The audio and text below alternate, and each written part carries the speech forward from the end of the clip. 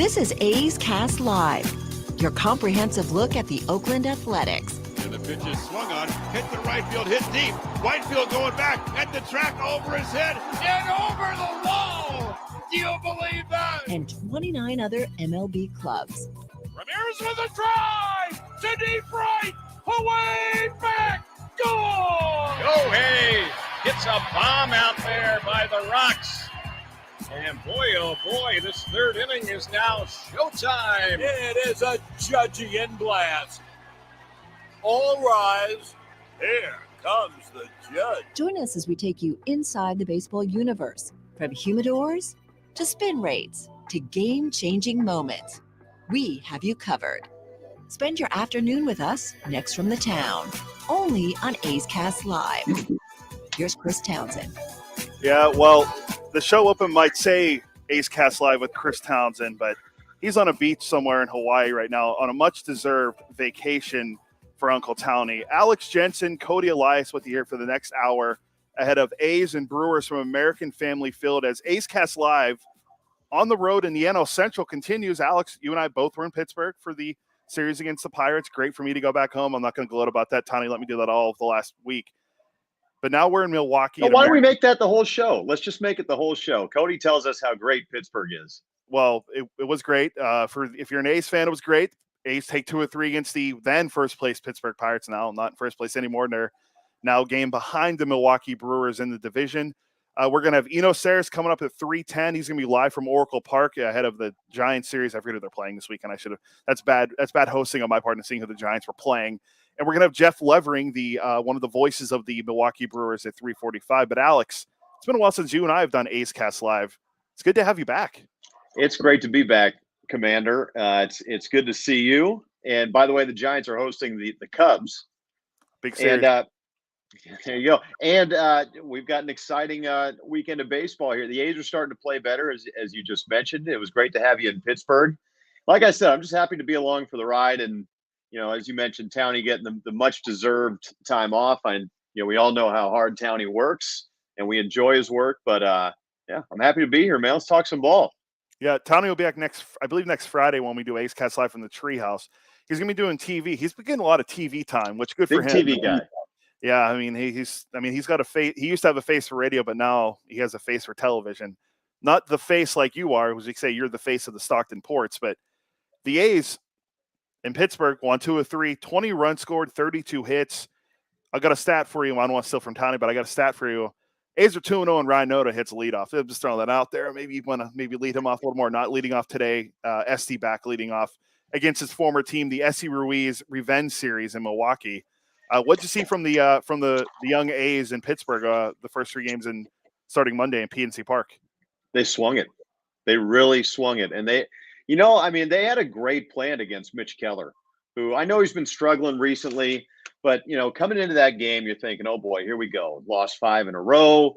Now you're going up against, a guy who's legitimately cemented himself as, the Pirates ace. And that time the Pirates were in first place. But they had a great plan that day. Ruiz hit leadoff that day, but, it started in the first inning with a 1-out walk drawn by Ryan Noda. They carried that plan over. And honestly, Commander, I felt like the A's swung the bats pretty well for the most part in Miami. I mean, they went up against some really tough trio of right-handers down there. And I really think the Marlins have a chance. I mean, I was impressed by them during that 3-game set. And if that young pitching kind of figures it out and can become a little bit more consistent, I think they've really got a chance. But yeah, they swung it, man. I mean, we're talking about a team that's raised its batting average over the last 2 days, 4 points, which is tough to do. Or no, more than that, 7 points from 218 going into game 2 in Pittsburgh to 225 coming into play today. I see 32 hits, 20 runs over the last 2 games. This team swung it, and I think you're onto something with Ryan Noda hitting leadoff. Well, the other stat I had too, and I mean, this is selfish. I mean, you and I got to have a few adult beverages after the game Monday, and then I went to the hotel bar on the next night. And I just want to say, when I was on the road with the team and visited the hotel team bar, the A's were 2-0 after those games. I don't think I need to be on every road trip, but maybe we're on to something there. Baseball players are very superstitious. But yeah, Noda, He was on base 4 times. His OPS is 888. He now leads the American League in on-base percentage at 415. He has 42 walks on the year. I did the math. He's on pace for 106 walks, which means he would have the first 100-walk season by an Oakland A since Derek Barton. Derek Barton in 2010, when Derek Barton had 110.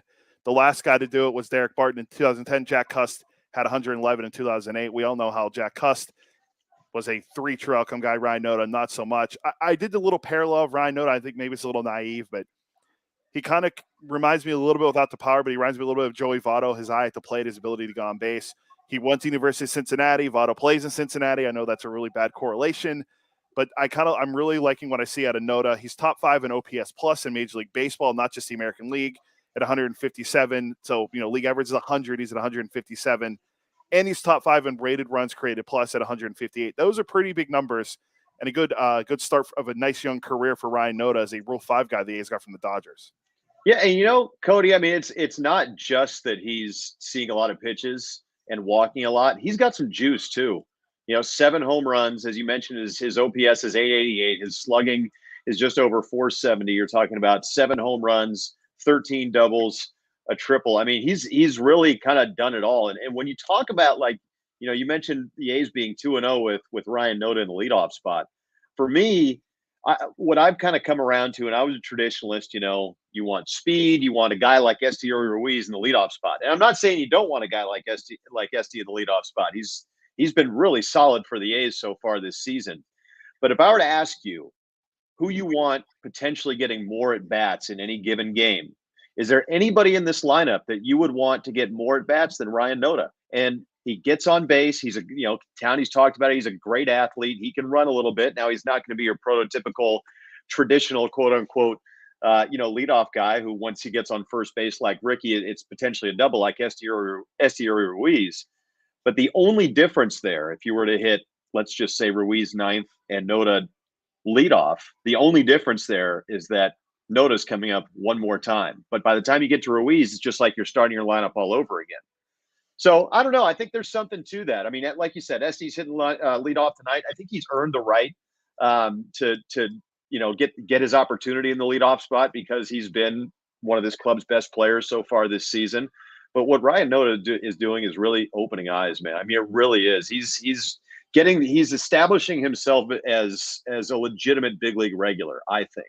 And right now, you can't take him off first base. You just can't. But remember the play he made in the series finale? Did you get a chance to see that down the line? Yeah. Unbelievable. Like, he's the guy right now, he's doing it all. And you hope it keeps up for a Rule 5 guy. Mark Kotze talked about this after the game the other night. It can be a little tough to establish yourself. He's done that, man. I mean, there's no way you can take him off first base right now. And there's no way you can take him out of the top 2 spots in the lineup.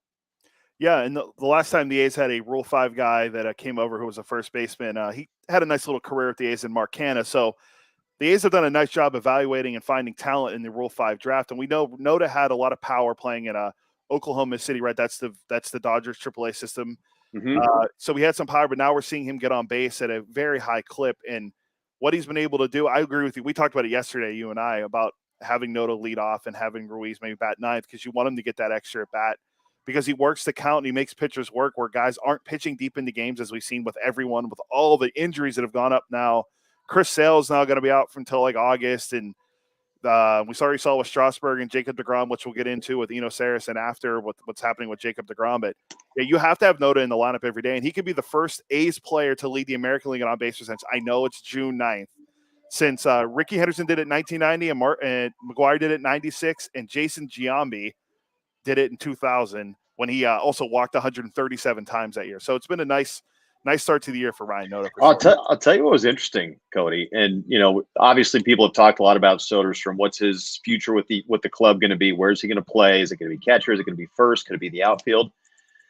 When Ramon Laureano was not available a couple days ago, they put Ryan Noda in right field. So he's been fantastic at first base, but, maybe just a little bit of positional versatility there as well. Because like we said, you can't take his bat. I love that comp, the Joey Votto light, because he's, like you said, he's got some juice. The home run he hit in Pittsburgh a couple of days ago, right down the line the other way, that's some pretty impressive power. And just, the athletic. So the A's got, I mean, the A's really found something in Ryan Noda, it would appear 2 months into the season, right? In the Rule 5 draft. I mean, pardon the pun, but for right now, that pick seems like a home run.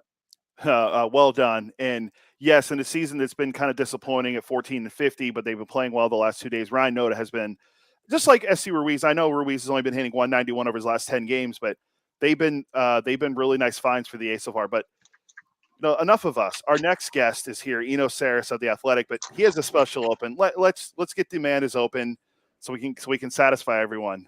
The Eno Saris Show is sponsored by Fieldwork Brewing Company. With 8 taproom locations in Northern California, Fieldwork brings you fresh craft beer direct from the source. Fieldwork will also ship beer direct to your door if you live in California. Visit fieldworkbrewing.com. You know, I see you're at Oracle Park. Alex and I were just in Pittsburgh at PNC Park, and there's a lot of nice local breweries there. Southern Tier, Hitchhiker, Penn Brewing. Do you have a favorite place in Pittsburgh? What's that? You have a favorite place in Pittsburgh you like to drink, a brewery you like? I like some Dancing Gnome. Did you check out Dancing Gnome?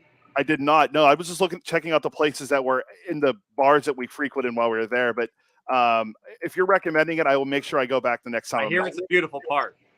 That ballpark. I'm biased because I grew up gorgeous. there. It could be the best ballpark, but I'm biased because I grew up there. So. Hey, you know, we were just talking about Ryan Noda and what he's done for the A's so far this year, and I know he's Townie's guy, so I apologize if he's already broached the subject with you now. But leading the American League in on base percentage now, he's got 42 walks. He really seems to be kind of like an all around player. Cody brought up the Joey Votto comp, Joey Votto light, perhaps just a couple minutes ago. What's been your take on the A's first baseman? I love him. I love the eye. Guys with elite plate discipline are always guys that I really enjoy. It may not always end up being a great batting average because he does have some swing and miss in his game, but this is the kind of guy that I feel like they're always looking for. They're always looking to pick up. They've tried it with like Kyla Kailua and there's been other guys that have come through that have elite discipline but don't add that power aspect. And I think Noda is one of those hits where he is a guy that combines the discipline with the power. He's going to strike out some, but he's going to be a useful part for this team as it gets better. If you're riding the lineup, where are you putting him? I'm putting him like 2, I think. I feel like you got to take advantage of that on base percentage. And then, if he's going to hit a homer, you'd rather Ruiz is on base for that. So 2 or 3, that's the kind of bat that he's got. That's a good point. I didn't think about having somebody on base for a guy that's got that kind of juice, that kind of, you put him at the top of the lineup, right? Or in one of those 2 spots, it's not just his production, but the amount of pitches that he's seeing per at bat is going to benefit the rest of the lineup. We were talking on my show, the 3-0 show over at The Athletic, about how teams are built, and you can build teams in all sorts of different ways, through the draft, through free agency, through trades. And we know this about the A's. They're almost always built through trades. So right now in terms of the number of people on their roster, they are tied with the Brewers and Rays as having 15 guys that they acquired through trades. So wow, that's year in and year out, though, right? That's the A's. They trade. And the other aspect that they do is they're pretty good at waivers. And even Farhan comes over to this side and he works for the Giants, and he's still a waiver wire king. So those are the 2 aspects that the A's are still kind of a team that's out in front. I know they don't win every single trade. Obviously, there are trades that if you make as many trades as they do, there's trades you lose.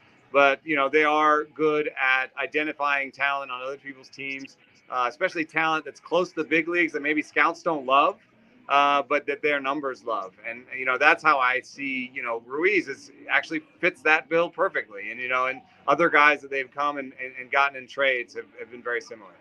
Hey, as a numbers guy, the average exit velocity, we were just in Miami, obviously getting a chance to see Luis Arraez, and, Ruiz and Arraez kind of have that one thing in common, right? The average exit velocity isn't ideal. What do you make of the season that Luis Arraez is having right now? Is it kind of bucking any trends against, what the numbers may say, or what's your take on it?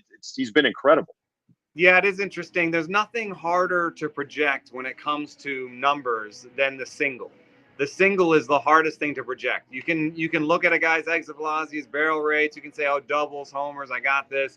But the single is chaos. If you think about balls bouncing around, hitting bags, bouncing off gloves, those are singles, and you can't project those. And so a rise, what you can project is the guy makes a ton of contact every year. Yeah. And I wonder if Ruiz, sometimes gets stuck in between. He's been a lot of different players over the course of his career. He came in with a guy that was like had good power, and then he tried to make more contact. He tried to have more plate discipline, and sometimes I wonder if he won't benefit from watching Arise a little bit, because I think the best way that Ruiz can take advantage of his skill set is probably to make more contact and put more balls in play, because we've seen him go, score from first on a single and stuff like that. So, he's that type of velo. He needs to just maximize the number of balls in play. And that's Arise's genius. It's, right now, all those balls are finding grass. That may not happen all year. It may slow down. He has like a 400 BABIP. There's very few people who've had a 400 batting average on balls in play for a whole season. But he does have like the lowest strikeout rate in baseball. So he's just putting a lot of lottery tickets out there. So, if you can't predict the single, why not just put a lot of lottery tickets out there and you're going to start winning, So that's what I would say for Ruiz is to focus on making contact, maybe above all else, and see how that takes his game. Now, tonight the A's are using the opener, and this is now I forget how many times they've used it. Austin Pruitt's done it a few times. Fuji's done it. Now we're seeing Sam Maul do it. Do you think the opener is still an effective strategy? I was always a fan of it, still am a fan of it. But as someone as a numbers guy like you, do you still think it's an effective strategy in 2023? Who's the bulk guy? Luis Medina. So it's two righties in a row, huh? Lefty then a righty. Lefty and a righty. Oh, you're doing the lefty. Maul. Okay, Maul's the lefty. Yeah, Maul's okay. opening, yeah. I like it that way, because what you can do is, first of all, you're giving them two different looks right off the bat. So, one thing that we've seen in the numbers is that baseball players get better against pitchers the more they see them. And that's the third time through the order thing. But it also means, let's say you had two guys up there, two righties in a row that both throw hard, both throw fastball slider. In some ways, you're not really maximizing the benefit of the opener. But you throw a lefty out there and then a righty, or a soft tosser and then a velo guy, or a velo guy and a soft tosser. What you're doing is you're putting the hitters on their back of their heels, and they're like, oh man, I'm seeing a reliever in the first, and now I'm going to see another reliever, like a quote unquote reliever in the second. I'm seeing a new arm in the second with new shapes. And then the other thing that it does is you're taking a reliever that you think is pretty good, that you might use in a win, right? And you're taking him and you're using him against the middle of the order. And then you're taking a pitcher who you kind of want to coax through some innings, right? And you're giving him a real soft landing. What you're saying is, hey, why don't you start the game with the 5-hitter? Why don't you start the game with the 5-hitter, get on a roll, get through some innings, and then we'll see what happens in the 4th and 5th and 6th. And it's the best way to, if you have a pitcher you think can only get through the lineup twice, it's the best way to do it. You start with an opener. That gets through the top of the lineup once. The next guy gets through the lineup 2.5 times, and then pieces back out again when 1 through 4 comes back up. And then you can bring in, if you're winning, you bring in velo, you bring in a different arm, you bring in a different look. So it's basically a bullpen game, but it's with a bulk guy in the middle. We were discussing your latest piece on The Athletic. Pitching injuries, increased strikeouts. Obviously, hitters are chasing slugging percentage, which means more balls in the air. I thought, the perspective about the guys talking about their uppercuts and actually trying to cut down on uppercut swings, right? So it doesn't become too exaggerated. But it kind of seems like all of those things are intertwined, right? And obviously, with strikeouts, you're going to get more injuries because guys are chasing velo. But also, hitters chasing slugging percentage will lead to more strike. Can you elaborate on that piece and exactly how all those different things are connected? Yeah, one of the things that was interesting to me is I think there's an idea that an uppercut swing is rampant throughout baseball, and so I was talking to players, and any player that has a 45-50% fly ball rate, they usually have an uppercut. but there's not that many of them in baseball. And so I went out to start. The beginning of the story started last year, and I thought I'd talk to Kyle Schwarber, and I thought I'd talk to Lamont Wade, and I thought I'd talk to Christian Walker. And every time I talked to a guy who had a 50% fly ball rate or who had an uppercut swing, they told me, yeah, I don't like it when it gets up there. I want to flatten it out because I can't hit the high fastball. And in order to be in the league today, you need to hit the high fastball. There's a local story angle to this. J.J. Bleday had a hole up in his swing. He has a big kind of loopy swing. He has that Cody Bellinger kind of swing, And, what he worked on in the minors, he said, was just finding a way to put wood on the ball up in the zone. Sometimes it doesn't look good. I honestly, sometimes his kind of B swing or his high fastball swing, it produces a ground ball. It doesn't look great. But you know what? It puts the ball in play. And if he can string together some singles, the pitcher feels like maybe I need to go down there and try to go down in the zone again. And then he can hit homers. So it's all a sort of cat and mouse game. But when I talked to players that had, uppercuts, and they said they didn't really like it, I was like, a light bulb went out. I don't think it's an uppercut swing that's killing baseball. What it is instead is power lives out in front of the plate, and pitchers are throwing 94. This is the first year in the history of baseball that pitchers are averaging over 94 in the fastball. So you combine the, velo going up and up and up, and hitters realizing that power lives out in front of the plate, and you got a bit of a problem there. So I think that's the source of the issue, really, more than like an uppercut swing. It's maybe it's semantics, but I don't know. It's different. It's not like everybody's out there golfing. That's not exactly what's happening in baseball. Well, I want to ask you about Jacob deGrom, but I do want to follow up to something. So the A's are playing the Brewers and Christian Yelich, and he was a guy that he was a part of the launch angle revolution. What do you think has happened to him the last couple of years since he won the MVP? I mean, when I looked at his numbers the other day, it felt like he's just not getting the ball out in front as much because he was never a guy that hit a lot of fly balls. He hit a lot of ground balls. And then those 2 years, he hit a bit more fly balls. He barreled the ball more, and he's returned to earth. I hate to get kind of conspiracy theory on this a little bit, but I have to say, no, you don't want me to go there? I'm just trying to do my Townie impression where he goes, whoa, conspiracy theory. He's I'm all for it. I want to hear it. I thought you were giving me the next single. That's what I thought too. There were a lot of allegations that the Brewers were stealing signs during those 2 years. And when I look at his underlying skills, through his whole career, those 2 years really stand out. So I'm not trying to point fingers necessarily. It could have just been peak years. People have peak years and then they return to normal. But, those 2 years are really stand out in terms of what he's done the rest of his life. He's been a guy who makes a lot of contact, battles really well, walks, hits a lot of ground balls, and doesn't hit for a lot of power. That's who he's been. So I think he kind of returned to his Marlins roots, the last few years. This will probably be the last one for you, but your colleague Andy McCullough did a piece on Jacob deGrom, and he kind of compared the career of deGrom versus Tim Lincecum. And I thought it was interesting because I went back and looked up their first 5 years, and they're very similar. Lincecum made more starts, but he also debuted when he was much younger. deGrom debuted at 26, Lincecum at 23. But it was interesting because Lincecum won 2 Cy Youngs, deGrom won the one, then he won a second in his 6th year. Do you think that's a fair comparison between those two guys? I know Lincecum kind of just, I don't know if it was dead arm, but he kind of just fell off where deGrom's been getting hurt. Do you think deGrom has any chance to regain getting back to where he was after the Tommy John surgery he's going to have? It's a short list of pitchers who've had Tommy John twice and come back. And so, the stakes are higher. The risk is higher. He may not come back. Also, will he come back throwing 99 with a 94-mile-an-hour slider? These are the kind of questions that his camp is undergoing right now, and I feel really badly for him. But in both cases, there's an aspect of the way they pitched that may have led to this shortness of career.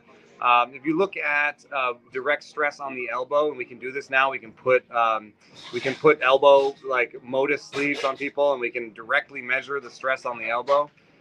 If you do that, 2 things emerge. One, velo is the biggest stress on elbow. So you got a guy who's going from, sitting 95 to sitting 99 when he turned 30. It's like, why?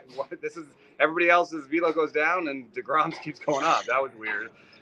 The other thing that shows up is that the closer you pitch to your personal maximum, the more stress you put on. So if I throw 96 and you throw 96, but I can throw 100 and you can only throw 98, you're putting more stress on your arm. And the last thing is that breaking balls had a little bit less stress on the elbow, but if you adjusted for velo, they have more stress. So it's possible that DeGrom's 93-mile-an-hour slider is the most stressful pitch in the game because nobody else is really, there's not that many other people throwing 93-mile-an-hour sliders. And so he put a lot of stress on that elbow over time with the way he pitched. Lincecum was a little bit different, but that long jump that he made, that long stride that he had, I do think that had made some issues for his hip. And, ultimately some of the injuries that I think, led to, the shortness of the career. So I think in both cases, I'm not, a mechanics guru that thinks that, the inverted W or this or that, or this all leads to injury. But, there's some research behind, some aspects of the way they pitch leading to their short careers. That is great stuff. Thank you so much for the time as always. Play that man his sponsor. The email is sponsored by Fieldwork Brewing Company. With 8 taproom locations in Northern California, Fieldwork brings you fresh craft beer direct from the source. Fieldwork will also ship beer direct to your door if you live in California. Visit fieldworkbrewing.com. Thanks, man. Right. Thanks, Eno. Yeah. The great Eno Saris, as Chris Townsend would say, of the Athletic. That is good stuff, man. That is really good stuff. Yeah, I enjoy talking to him, and I'm glad it was you, but I never really, Townie handles all the questions, so I'm glad we're able to ask him some stuff. And the DeGrom stuff is really fascinating. I mean, what's happened with him, now Strasburg and Chris Sale, and giving out all these big free agent contracts. They're not looking so good right now. I'll tell you what, Commander, why don't we get into that right after this break on A's Cast Live?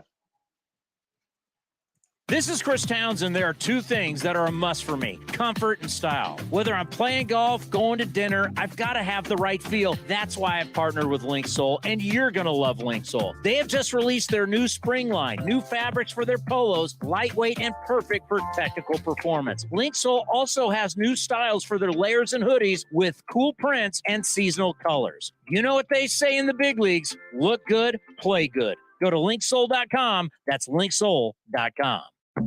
Chevron with Techron has unbeatable engine cleaning power, and it gives you unbeatable mileage for all kinds of unbeatable destinations, like time in the sun at the beach, or time in the sun riding roller coasters, or a day in the sun hiking mountains. Well, probably just one mountain would be enough for a day, but hiking a mountain is still an unbeatable choice for how to spend time. Download the Chevron app now to get unbeatable mileage at locations near you. This is Chris Townsend, and if you're looking for a great place to eat and watch games, go see my friends at the Chicken Pie Shop at Walnut Creek. The Chicken Pie Shop is one of the hottest restaurants in Walnut Creek. You're not going to find a better menu, and come try their world-famous chicken pie that has been served in Southern California for 86 years. Spacious indoor and outdoor dining, perfect for your next private party or corporate event. Don't forget free parking. For more information, go to chickenpieshopwc.com. That's chickenpieshopwc.com. If you're looking for a new mattress, Nest Bedding has you covered. Sleep on the same mattress Hall of Famer Ricky Henderson sleeps on. Nest Bedding is the #1 brand of online mattresses and the Bay Area's favorite mattress store. Take home the Easy Breather pillow. The New York Times calls it their #1 pick. You can navigate their easy-to-use website, nestbedding.com. That's nestbedding.com. Green and Gold fans, use the coupon code Oakland and you get 10% off your entire order. Nest Bedding, love where you sleep. Thanks to the Xfinity 10G network, my little brother's friends won't leave our house. When I was their age, internet with basically no interruptions was a pipe dream. You sound like my grandpa. Now through April 23rd, new customers can get 200 megabit Xfinity internet during our limited time Xfinity 10G network launch celebration for just $25 a month for 2 years. Go to Xfinity.com/10G, call 1-800-XFINITY, or visit a store today. Requires paperless billing and autopay with stored bank account. Restrictions apply. Taxes and fees extra. After promo, regular rates apply to internet service and devices. Actual speeds vary. It's Kids Cheer Free all summer long. Bring your kids ages 14 and younger to the ballpark on Sunday home games for free. After the game, race around the bases with Stomper on the same field that your favorite A's players do. Get your tickets now at athletics.com/kidsfree. Hey, Billy, this deck is great for getting everyone together. Thanks. We're really enjoying the outdoor space, especially on a day like today. What's the material? Humboldt Redwood from Ashby Lumber. They gave us a great deal, provided us with a quick quote, and we couldn't be happier. We even found a great contractor through their online contractor directory. Don't miss a day outdoors. Visit Ashby Lumber in Berkeley or Concord to see our stock of naturally strong, naturally beautiful Humboldt Redwood. Find out more at ashbylumber.com for all your building needs. Ashby Lumber. Innovation is at the core of Cal State East Bay, like at our Green Biome Institute, where faculty and students preserve genetic information from California's endangered plants, or how we open doors for local entrepreneurs at our Small Business Development Center. From educators to nurses to STEM professionals, Cal State East Bay has real impact throughout the region's neighborhoods, boardrooms, and the entire economy. Be part of the innovation. Connect with Cal State East Bay at csueastbay.edu/impact. Baseball season is officially here, and there's no better time to build your collection of Topps trading cards. Topps packs feature everything from top stars, rookies, game-used memorabilia, and autographs from players around the league, as well as special inserts and surprises. Visit your local hobby shop, retailers, and Topps.com to collect the first product of the season, Topps Series 1 Baseball. Follow @Topps on social media to join the conversation and start sharing your collection today. When Northern California businesses need some pop in their lineup, they call the bank rooted in the East Bay, Mechanics Bank. Since 1905, Mechanics Bank has been helping Bay Area and Northern California businesses find success and perform at the top of their game. See how they can make a difference in your business today. Call or stop by your local branch or visit mechanicsbank.com. Mechanics Bank, the official East Bay bank of the Oakland A's. Member FDIC and equal housing lender. Unlock offers and receive exclusive in-game features by downloading the MLB Ballpark app for iPhone and Android today. Plus, get the latest information on game times, schedules, and more. We are right in the middle of major season on the PGA Tour. Hey, those guys are good, but it won't stop you from having a great golf outing at Cinnabar Hills Golf Club. Just a short drive south of fast-paced Silicon Valley, the 27 holes of championship golf will give you and your friends a full day of enjoyment. Plus, a great 19th hole experience awaits at the grill. Not only golf, but Cinnabar Hills is ready to provide a first-class experience for any event. Learn more at cinnabarhills.com, cinnabarhills.com. Streaming from the town, A's Cast Live continues with Chris Townsend. Where is Chris Townsend? I don't know what island he's at. I don't know if he's in Maui or I've never been to Hawaii. You've been there. You've called basketball games there. I have only in Honolulu. In fact, quick story. We were talking about this at dinner last night, but I was supposed to go to Maui with the Gales. Right? That's right. For the Maui Invitational in 2021, and they had moved it to Myrtle Beach the year before. So I'm thinking, great. I mean, good thing we weren't going in 2020 because you have to apply like 6 years ahead of time. And there's like a 5-year lead up to, you're in the tournament for 5 years beforehand. You're looking forward to it, right? 2 months before the tournament starts, Commander, they move it to Vegas because of COVID. 2 months. So Hawaii has been ripped from me a couple times now. So did you go to Myrtle Beach or no? No, it was in Vegas. It was in Vegas when St. Mary's was in the Maui. The Maui in Vegas. Yeah. Okay. Yeah. Because I've never been to Myrtle Beach, South Carolina, but that's a big, I guess, holiday and vacation destination for people from the East Coast. But yeah, maybe you'll get to Maui someday. The Gales are always going to have a good program under Randy Bennett, and you're always going to be the voice of the Gales. I mean, fingers crossed. I mean, unless you move on to call Duke games or something. Well, here's we were supposed to be going to Hawaii this Christmas, but Gales are no longer in the Diamond Head Classic in Honolulu. They'll be playing in, you guessed it, Vegas instead. Well, I mean, it's at least, hey, you get to go on a trip, so that's all that matters, right? No, that's true. That's true. It's better than calling a game. Give me Hawaii over anything else. That's all I'm saying. It's been taken from me now three times actually. Well, would you rather go there or call a game in Portland?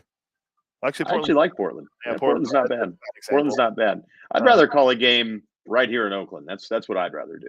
Yeah, I'd say I was almost going to say Pepperdine, but that's also a destination to go to in Malibu as well. So never mind, that's a bad example of the WCC also. Exactly. Hey, so one thing we didn't really get to touch on with Eno, Commander, was, I mean, 8.5 starters per team as of Monday. Like all these the pitching injuries, we really didn't touch on that a whole lot. We talked about DeGrom and Lincecum, but it's out of control this year. Yeah, I mean, we saw Strasburg with the nerve damage in his arm, and he already had the thoracic outlet syndrome for the carpal tunnel and all that. I mean, that's kind of sad. I mean, because on this date in 2009, Strasburg was drafted number 1 overall out of San Diego State to the Nationals. I remember his debut was electric against the then horrible Pittsburgh Pirates. I think he struck out 14 batters in his debut. It was awesome, and then he never really did. I mean, he had a couple 200 inning years, and then, they babied him a little bit in 2012. Remember, they made the postseason, and then they told him, hey, we're not going to use you because we want to preserve your career. I mean, how'd that work out for you? Well, I'll say this. I'll say this. What they did get out of him in 2019 was a 200 inning season, 18 wins, which led the league, and a World Series MVP. So if that's the price you're paying for that payoff, for him to be that dominant, get you a World Series, is it worth it? Because I think it is. Well, so since not that the two have any attachment to each other, but if you were going to pay that price for a World Series and for him to be that good in the World Series, I think it's a worthwhile price to pay. Yeah, no, he was great in 2019, and then since then he signed that 7-year, $245 million deal. Same deal as Rendon. He's made 8 starts. He's pitched in 31 in the third. The last game he's pitched in was on June 22nd. Or was June of 2022. I don't know the exact date, but he went 4 2/3 against the Marlins, and now we know he's going to be out for a while there with the nerve damage. There's talks that he might never pitch again, which is sad to hear because I think he's the same age as me. I think we're both 30. He might be 30, 34, if not he's 33. Now the other one's DeGrom, who is 34, and now he signs a huge deal with the Rangers, and the Rangers are great right now, even without him, which is, a great story what the Rangers are doing in the AL West. But he's going to be out for the year. He's going to be out with Tommy John surgery. They're at the UCL injury. I mean, since 2019, the year he won a second Cy Young, he's made 44 starts and pitched in 254 2/3. He was a guy that was on a Hall of Fame trajectory. I think we can all agree to that. So was Tim Lincecum his first couple years. Lincecum looked like he was going to be a Hall of Famer, the 2 Cy Youngs, the multiple World Series, all the strikeouts. But then he kind of just fell off a cliff. At least DeGrom stayed consistent. Then the injuries have just kept piling up year after year. I'll ask you, do you think DeGrom has any chance of making the Hall of Fame? He has a chance. I mean, 2 Cy Young speaks volumes, right? But if you're to compare his career to Tim Lincecum, I think you probably have to give the edge to Lincecum based on his team success. The 2 Cy Youngs, again, for both guys, speak for themselves. But, to be honest with you, neither of them, I don't think right now is worthy of the Hall of Fame. I mean, part of being in the Hall of Fame, with the exception, we talked about this last night, right? With the exception of Sandy Koufax, is longevity, being dominant for a long period of time. And neither guy was able to do that. And I fear, Commander, that where we're getting to with pitching in general, we're just going to see more and more and more cases like this because, guys are throwing as hard as they can on every pitch, and the human body just isn't built to sustain that. We're seeing that start to kind of bear out. Yeah, and you're right, because you look at Lincecum, in his career, he had a 19.5 WAR, which isn't very high. DeGrom's at like 40. I have it open. He's at 40, I think 44.6. Yeah. And I think 60 is like the lowest part of the threshold that we look at for WAR, and 70 are like a lock to get in. Like that's where Greinke's at right now. And I think I've been saying forever, I think Greinke's Hall of Famer. Towney's now come around on it. I think you and I agree that Greinke's a Hall of Famer. He's done enough.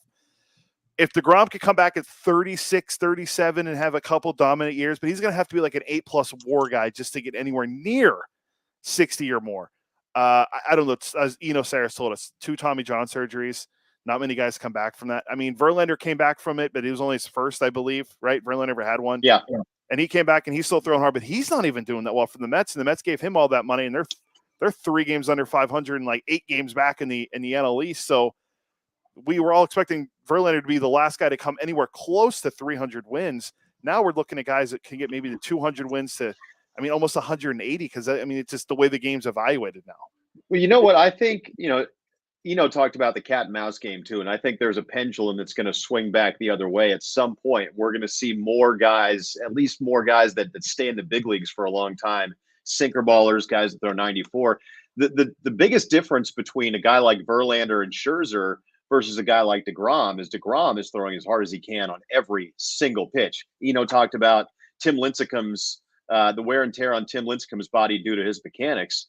But you remember with Verlander early in his career that he would go 94 early in the game, a nice easy 94 for him. And when he needed it, he would reach back and get 98, 99. So it's just we're going to have to adjust to not having guys throw as hard as they can every single pitch because they're going to break down. And that's the only reason, in my opinion, that Verlander and Scherzer, guys like that, have not broken down. I mean, some guys are just freaks that can do it, but I'll never forget that outing in the All-Star game for Verlander, where he was like, okay, one inning, I'll just let it eat. He was like 100, 99, 100, 101.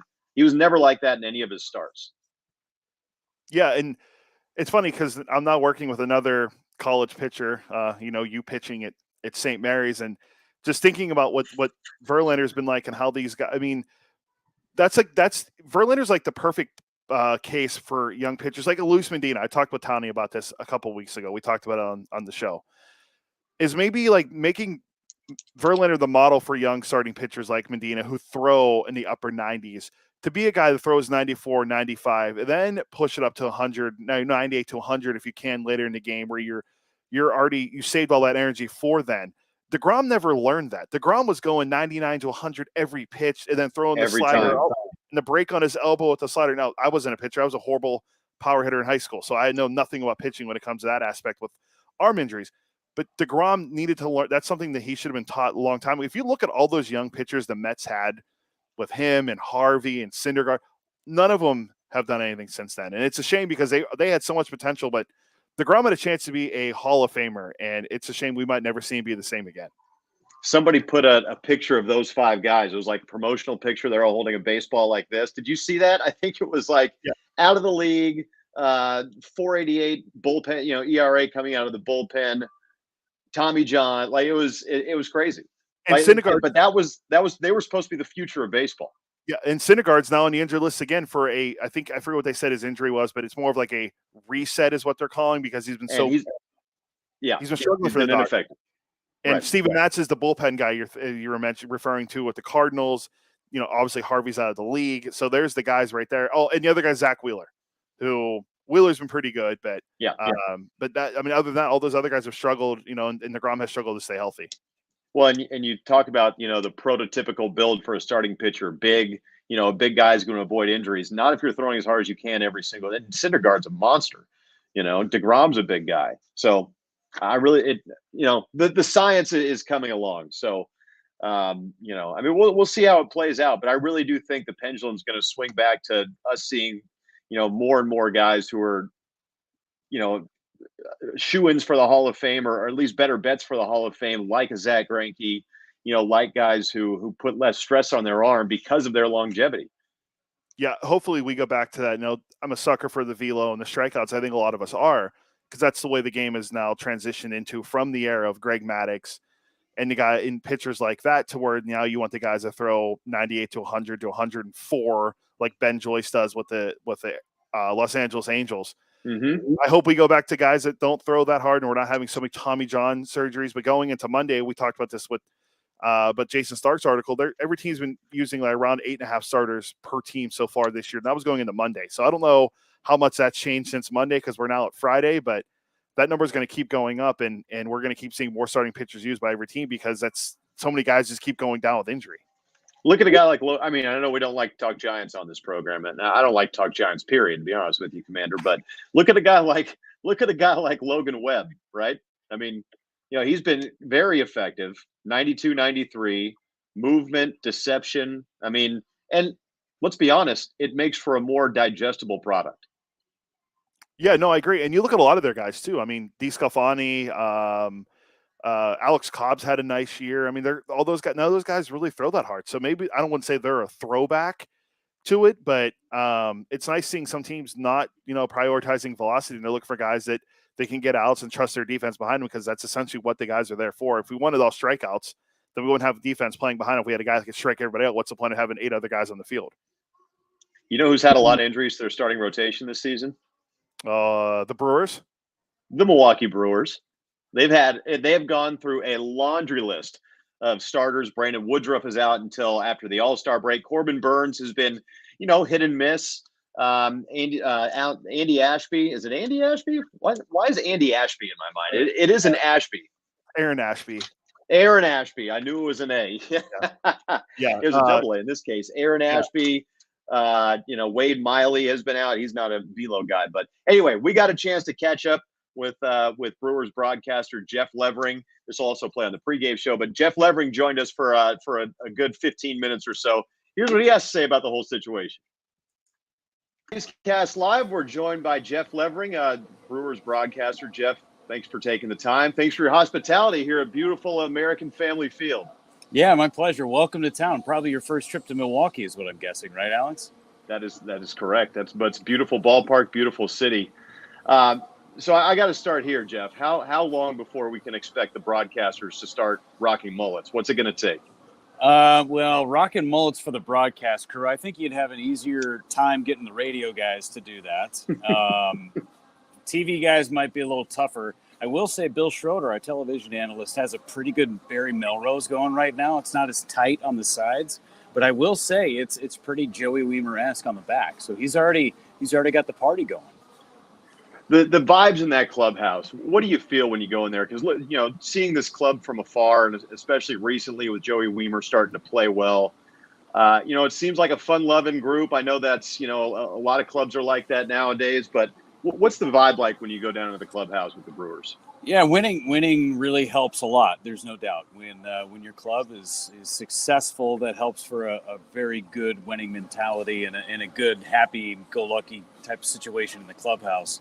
It has been a little tricky here with some of the group that we have had, just with the injuries and guys coming up and down from the minor leagues. The 40-man roster has been used and abused over the last couple of months, but and I don't anticipate that changing anytime soon. Some guys are starting to get healthy, which is a good thing, but the vibe has always been good, and I would say that that's one of the calling cards for Craig Counsell, and he's been the longest tenured manager in the National League, is that he has always done such a great job of whoever is in that clubhouse, making sure that they feel comfortable, that they can perform to their best abilities, and they can just be who they are. I think that's the one thing that he does a great job of, not just managing games, which he's been spectacular, but just allowing players to be who they are so they can be successful. Do you think that's his greatest strength? I mean, I think he's the longest tenured manager in Brewers history now, right? I mean, he's obviously had a lot of success, the playoffs 5 straight years. Is that his greatest strength, just his ability to manage the personalities in the clubhouse? Yeah, I think so. And I think that's a huge part of any manager, whether it's in a baseball realm or human resources or an insurance firm or whatever. I mean, you have to manage personalities. You have to manage people. And that's one of the biggest things that Craig does. He does a great job because he's seen it from both sides. He's been a player.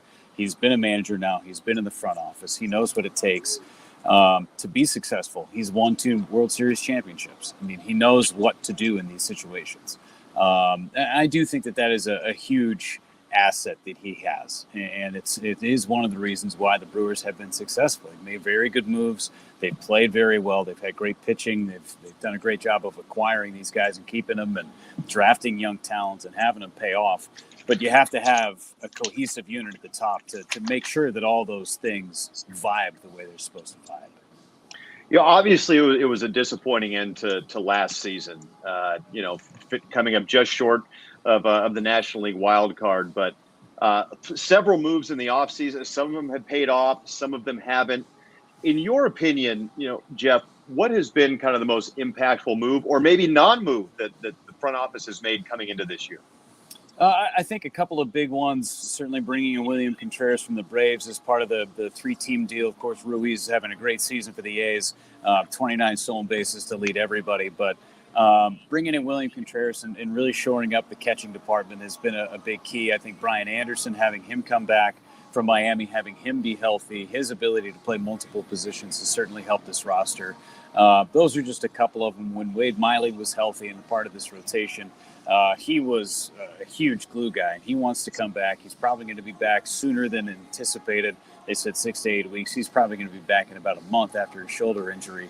But he was a big piece to get back into this clubhouse, too, just to have that veteran leadership and to show the staff to go along with Corbin Burns and Brandon Woodruff, who's injured at the moment. But to have Wade Miley be that kind of glue guy in the rotation certainly has helped, too.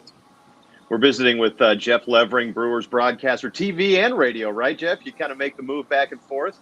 Yeah, it's been like that for the last couple of years. Kind of eased my way onto the television side, and I've been lucky enough to be able to fill in when BA is not available, when he goes and does the national stuff for Turner, and he does the NBA playoffs and March Madness and all the other great stuff that he's a part of. So I'm just lucky to ride his coattails, and then I'm even more lucky when I'm on the radio side. I work with Uke at home, and then Lane and Josh on the road. We've got a great group of guys that make up our broadcast team. So it ends up being about 100, 105 on TV, and then the rest on the radio. And we get along. We have great family dinners on the road, as you know, and you're a part of. And we've got a great group here in Milwaukee. Jeff, getting back to, you alluded to all the injuries. The rotation, I know, has been ravaged. And, credit to the front office and the entire club for going out and getting guys like Julio Teheran. You mentioned Wade Miley at the beginning of the season, but really holding this thing. Colin Ray has stepped in nicely. But, of all the guys that have gone down, the Ariases, the Mitchells, the Woodruffs you mentioned, Adames is back now, I know, Ashby being on the injured list. How has the depth of this organization been tested, and how has it kind of held firm, for lack of a better term? Yeah, these are a lot of guys that we saw in spring training games going out to Mesa and playing against the A's, right? It feels like some of these are spring training games with the lineups that the Brewers have been running out there. But it is a credit to the front office for bringing in all these guys that they've needed to bring in. You have to have depth, especially in the pitching side of things, to get through a major league season. I couldn't tell you the last time a major league team got through the season with 5 guys in the rotation, and that's it. You might have to go back to the early 2010s when the Giants were running through, and even then you'd find some sort of a start from like Hennessy, right? Hennessy would come in and make a start randomly, but you need to have depth with your starters. You need to have depth in your bullpen. Finding you need to have a lot more depth in your position player group too. But I'd say the front office did a really nice job, and they're utilizing this 40-man roster as well as anybody has in Major League Baseball this season. Yeah, I think I saw this correctly, right? At one point, the Brewers, of their 40-man roster with position players, either of all those position players, everyone was either on the injured list or on the active roster. Did I see that right? That's unbelievable. That is current. That's current stat. Okay. Yes, yeah. Every position player on the 40-man roster is either in the big leagues or on the IL. Yes, that is true. Unbelievable. Yeah, it's been a wild ride. There's no doubt. And the fact that this team is still in first place, a game up on the Pirates, is unreal. What was this club missing when Willy Adames was out? And what do you think that the thing that the aspect of the club or of his game impacts this club the most now that he's back? Yeah, it's great production. He's in there every day. He's a great shortstop. But you miss his intangibles. You miss what he brings energy-wise to the clubhouse every day. You miss how he lifts the teammates around him and how they are able to lift their play because he's just sitting next to them. It's something I've never seen before. The way that he is able to get the most out of his teammates, just simply by being there, by smiling, by getting somebody involved in a conversation they might not otherwise be involved in. I think that's what they missed over those 10 games or almost 2 weeks that he was out. Just the intangible stuff of him just not being around every day. It feels weird. It really does. Joey Wiemer having this much of an impact, especially lately, is that something? You certainly can't expect a rookie to, come on and have a huge impact right away. I know he was a top prospect, but has he been even more impactful than many people thought? Well, certainly he's had to be impactful because Garrett Mitchell went down. They expected Joey Wiemer to play a lot of right field at the beginning of the season. Remember, he didn't even make the opening day roster. And then Luis Arias got hurt, and Wiemer comes up, and Brian Anderson plays some third, he plays some right, and then Garrett Mitchell goes down, and Joey Wiemer's been the everyday center fielder essentially every day since then. the exception of maybe one game. So he has to learn on the fly, and he has. He had a tough couple of months there. And got out of the gates really strong, and then as Major League Baseball does, they adjust. But over the last couple of weeks, he's been as hot as anybody in the game. He's got a 9-game hitting streak right now. He's starting to actually square some breaking balls up, and if you make a mistake, he's going to hit it a country mile, and that Kentucky waterfall is going to be flowing. The Kentucky, I love it, man. It is so good. It is so good. Hey, you got an up-close look at Estier Ruiz, obviously, for a short time here last year. Yeah, I mean, it's easy to say his speed, right? But did you see him having this type of start to his major league career, getting the chance to play every single day? So he wasn't up with us too much, and I would have liked to have seen him play a little bit more, but the Brewers were trying to fight for a playoff spot, and it wasn't one of those situations where it was like, okay, well, we can run him out here because they got nothing to play for. But he had game-changing speed. You could tell that on a routine ground ball short that he made it exciting. I think that I know the numbers aren't pretty, what he's done in center field this year, but I feel like he's a better center fielder than people give him credit for just because of the speed, just because of the jumps that he's going to get. But if he gets on the base paths, man, and folks in Oakland have seen it many, many times with Ricky Henderson. I'm not comparing the two, but the speed is very similar to what Oakland A's fans got used to seeing with Henderson. Man. He can fly. You're not the only one to use those two guys in the same sentence. Trust me, it's been done plenty. Well, let's end on this. You talked about the National League Central. The Pirates have obviously been a good story. The Cardinals have really struggled. In your mind, the division runs through who? And if it is the Brewers, who is the main competition? Who are you kind of looking in your rear view mirror at, so to speak? Oh, the Pirates have certainly played above their heads, and I really like their pitching. Their starting pitching has been very good. So if they can maintain, then I think they'll be all right. I think the Cincinnati club that the Brewers just took 3 out of 4 from, now that they've got Ellie De La Cruz, I think that they have the makings of being something really special for a long time coming. They've got a great farm system. If they could just get Graham Ashcraft going a little bit, get Nick Lodolo healthy, to pair with Green, I mean, that is a group that is going to be good in the Central for a long time. I don't understand what's going on with the Cardinals. The Brewers won't see St. Louis again until the end of September, which is amazing to me. But I would say Cincinnati and Pittsburgh are the two teams that the Brewers are really worried about. They've got plenty coming up. The Brewers haven't even seen Pittsburgh yet. They won't see them until the following weekend when we get back from the road trip. So they're going to play them a ton here coming up pretty soon. So those should be some pretty good matchups. Hey, you're a Sacramento guy, right? Oh, yeah. Born and raised. Folks are still there. Did you enjoy following the Kings? Or did you grow up a Kings fan? I did grow up a Kings fan, so I went to a lot of Kings games before they even moved into Arco. I was more like the Jim Les, Wayman Tisdale, Pete Chilcutt. Like those were my teams, the Mitch Richmond and Walt Williams, the Wizard. I like those teams, of course, the Weber and Bibby and Jason Williams guys, Scott Pollard, Tito Turkoglu. You're going deep, man. You are going deep. I've got roster reference in front of me. That's why I know. No, it was fun watching them. I was upset they couldn't finish it off against the Warriors. They had it there, and then they just could not make a shot late. But listen, it's great to see the city of Sacramento get excited about the Kings again because it's been way too long. No question. One more for you. What's it been like working with Bob Uecker? It's you can't even put it into words, to be honest with you. It's very surreal each and every day. And I'm in year number 9 here in Milwaukee, and every day I get the opportunity to work with him is just another like shot to my system. Like, how did I get here? Right. That's at the end of the day. Every time I get to work with him, and when he tosses to me for the 3rd inning, or here are the starting lineups, here's Jeff. It's like, come on, man, that shouldn't happen. I'm just extremely lucky, and very thankful for the opportunities I've been given. Jeff Levering, appreciate your time, man. It was great catching up with you, and I'm looking forward to meeting you in person here in just a few minutes, I guess. You got it. I'll just pop down the hall. So that was Jeff Levering, one of the broadcasters of Milwaukee Brewers. And speaking of broadcasters, real quick, I'm throwing this out there because I was gone when it happened. I want to throw out a huge congratulations to Dan Rusanowski, who's going into the Hockey Hall of Fame. That's a huge honor.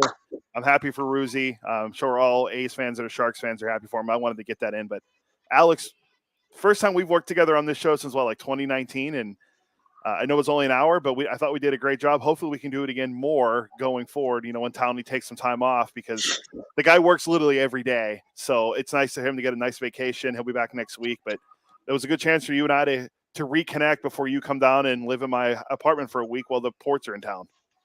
It's been a great time, Commander. Townley is a machine, and I'm happy to pinch hit for him and for Ken on some of these road trips. So thank you for inviting me to do this, by the way. This is a lot of fun. I hope we get to do it again soon. I do too. Coming up next, we're going to play the newest edition of A's Unfiltered with Ryan Noda and JJ Blade. But up in about 30 minutes, Alex will have A's Total Access brought to you by Chevron. And then A's and Brewers will be right underway at 5:10 Pacific, 7:10 Central, where Alex is. Jess and I will actually have postgame on Sunday, a little for self-promoting, little self-deprecate, all that. I'm throwing out the accolades for myself. But yeah, Alex coming up next with A's Total Access in 30 minutes. Enjoy Ryan Noda and JJ Blade on the newest episode of A's Unfiltered, and we'll be back on Monday at 4 o'clock for A's Cast Live. Have a great weekend, everyone. See ya. With more sunshine returning, it's time to get outside and make the most of what Cinnabar Hills Golf Club has to offer, like 27 championship caliber holes